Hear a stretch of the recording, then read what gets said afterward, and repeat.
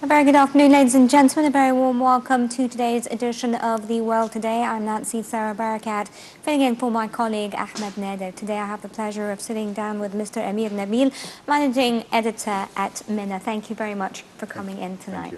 Our first headline, if you'll allow me, ladies and gentlemen, comes from the Daily News of Egypt and says President Sisi sends greetings on Christmas. President Abdel Fattah Sisi sent his greetings on Sunday to Christians in Egypt and around the world on the occasion of Christmas celebrations, as well as to Arab and world leaders. The President wished in his messages prosperity, welfare, unity, peace and stability to all Christians worldwide. Meanwhile, Egyptian Catholics celebrated Christmas Eve along with celebrations around the world. Mr. Amir, let me start off by asking you of the importance of the President sending such a message during this holy celebration. It's a tradition for the President to send such kind of message for the whole Christians and for the whole people who are living on Egypt, actually. And we are living at this time is something like mixed kind of occasions, with the results of some tragedies we have all faced. The explosion happened in the church near the cathedral, and at the same time we have a celebration of the Christmas. So it is mixed feelings between this and that, but it is asserting by the President that the people are still unified, are still against terrorism, and still they are one textile. Right. Egypt celebrates, and Egyptian Copts celebrate Christmas on January the 7th. Now, another headline here that we have for you comes from the Egypt Independent. The headline: churches in governorates under tightened security for Christmas celebrations. Egypt's governorates are witnessing tightened security measures to secure churches ahead of Christmas and New Year's Eve celebrations in the wake of a terrorist attack that targeted a Cairo church, killing 27 Coptic Christians. In North Sinai Governorate, police and army forces have combed areas surrounding churches and intensified security presence at all churches. Security sources for the governorate said that North Sinai's security directorate has formed several task forces composed from criminal investigations, public security, security forces and armed forces charged with inspecting the properties surrounding the residence of priests as well. In Al-Minya, the head of the Security Directorate, Major General Faisal Bidewar, put the forces on high alert with an emergency plan in place in case of any threat to public security. Mr. Amir, how important are these steps, and also to what extent will they allay fears of anyone wishing to perform their prayers on New Year's and Christmas? Actually, the procedures, security procedures, is so important for the whole people to protect every person living in Egypt. And we have a lot of buildings, worship buildings, actually, Muslim from the Christian, and we have to protect them. The security police, the security persons have to be on a high alert against any trials for the security of the people, for protection of every person, not only from the Christians or Muslims. And we have known that it is from time to time we have facing tragedies like such kind in the church or any mosque or something like that.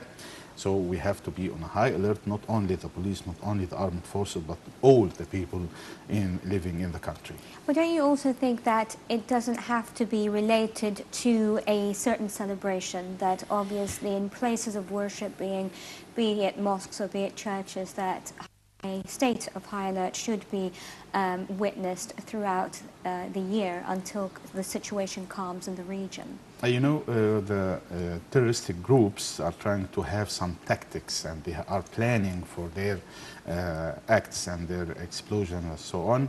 They are using and choosing something like occasions, timing occasions, and they are choosing particular timing to have a very strong reaction, a very strong voice for them, and sending a message that they are still there. And after the strikes by the armed forces and the against them. They are trying to use and choose such kind of high-profile occasions and celebrations for religious celebrations to send a message that they are targeting particular sects or particular religion or so on, and to send a message to the West and to the world that Egypt is still unstable and still facing a big threat from the terrorism, and to prevent the investors and businessmen from the foreign countries to Egypt. Unfortunately, still we are trying to be against all these trials and again to be high alert against such kind of failure, any steps forward for the people and for our president and government. What comes to mind is that obviously the whole world is on high alert because of certain threats made by certain terrorist groups during the holy holidays. But I'm also wondering, the world's reaction to anything that happens in Egypt is very different. For example, that happens in Europe. Most recently, the mowing of people at a Christmas market in Berlin. The international community reacts very differently. Why do you think that is? If we have a look on something like terroristic attacks or plane crash or something like that, we know that today we have the news of plane crash, Russian one plane crash, and there's something about, some information said it was terroristic attacks and something like denies such attacks, but still the world is not stable enough, and the terrorism is against the whole world, and from time to time we hear about some attacks happening in Europe, in the United States, in France, in any country in the world. So it's not against Egypt only, but ironically from time to time we know that Russia or Britain or so, any Western country is putting Egypt in a box that it is in particular targeted by the terrorists, and they are sending a message to the businessmen from Britain and to the newspapers sometimes that Egypt is the only country in the world that it is stable enough, and prevent them from coming to Egypt and put their money and their investments here, which is wrong actually, which is we feel that it is against Egypt in particular, and we have to find a clear solution for this problem through the negotiation, through sending another message or a counter message that Egypt is not only the country that it is targeted by terrorism. Okay, if we move on to another publication, the World Bulletin reads, Israelis, Palestinians must write new page of history according to Pope Francis. Now, Pope Francis on Sunday hoped for peace between Israelis and Palestinians as he gave his Christmas address, urging the two sides to write a new page of history. The Pope prayed that Israelis and Palestinians may have the courage and the determination to write a new page of history where hate and revenge gave way to the will to build together a future of mutual understanding as well as harmony. Obviously, a very important and I think very sincere message by the Pope. Do you think that such messages of peace will resonate worldwide when they're given by such an important religious figure? I think Pope is traditionally sending such kind of message every year, every Christmas, every occasion, every celebration for the Christians, for the whole world, saying that in particular this point of the world, this particular part of the Middle East in between Palestinians and Israelis is a hot point, and it is a sample for the not finding enough peace in the world, and encouraging all the whole people and the peoples living in this particular region to have something like a solution for the long-awaited problem to be solved, and the peace which is not here all the time, and to find some kind of peaceful solution for their problems. But actually, the solution is not by such kind of sincere feelings and such kind of call for peace. The peace coming through negotiation and through fair deals between the two sides of the case, actually, and through readiness from the whole sides to have the negotiations success. Actually, we are hearing that while there's a problem of the settlements and resettlements in Israel and making it more and more, and another resolution in the Security Council of the United Nations saying that Israeli has to their settlements in the West Bank and so on. But still, Israel is not hearing such kind of resolution, and on the same side, it's not hearing for the sincere feelings from the Pope. Well, I'm asking you, I mean, since you mentioned the UN Security Council resolution that was just passed recently, what would take for Israel? What needs to be done? What kind of pressure needs to be applied for Israel to actually implement or at least consider such a resolution? I think any pressure coming on Israel is not coming only from such kind of call or call or so on. It has to be pressed on by the unification of the whole Arab world, Arab countries, which are related and regarding to this particular case of the peace, which is affecting the whole region of the Middle East, and at the same time the pressure has to come from the Western powers. If they are ready and they are serious about finding a solution for the problem of the peace in Egypt, they had to find it through press on Israel and saying that and to admit that Israel is committing big and very big crimes against the Palestinians every day. Human rights actually, and they have to stop their crimes against them. Right. Well, we know now through the recent statements made by President-elect Donald Trump that there are plans to move the American embassy to Jerusalem, that there are plans to fully back and not pressure Israel to follow any two-state solution. Can Trump, let me ask you first, can Trump carry out these so-called threats?